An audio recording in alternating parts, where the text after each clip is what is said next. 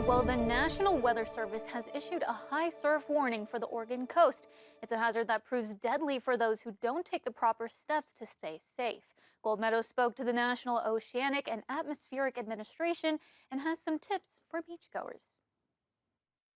Sneaker waves, dangerous ocean debris. These are things to be expected through Thursday night with the South Coast under a high surf warning. Large breaking waves up to 35 feet could hit local beaches through Thursday morning.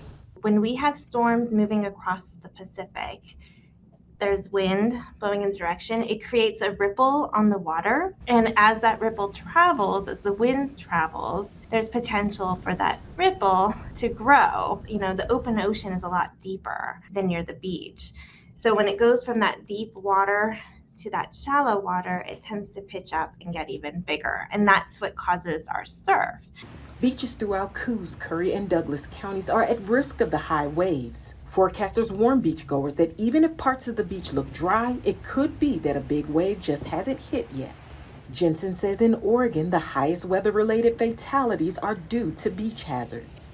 High surf or drownings, or what we call on the West Coast sneaker waves. And here in Oregon, our water is incredibly cold and very turbulent. There's strong currents, and this water that rushes up can be strong enough to knock someone off their feet and drag them into the water. So most of the fatalities that we have actually comes from hypothermia. Those fatalities, she says, are most often among visitors who aren't familiar with the beach hazards during high surf warnings, particularly those navigating the jetties.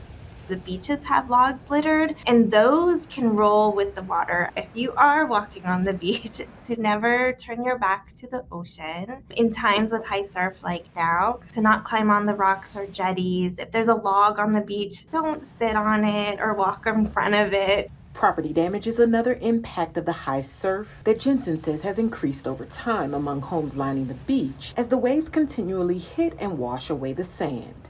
The high surf warning is expected to run through 10 p.m. Thursday. In Coos County, I'm Meadows.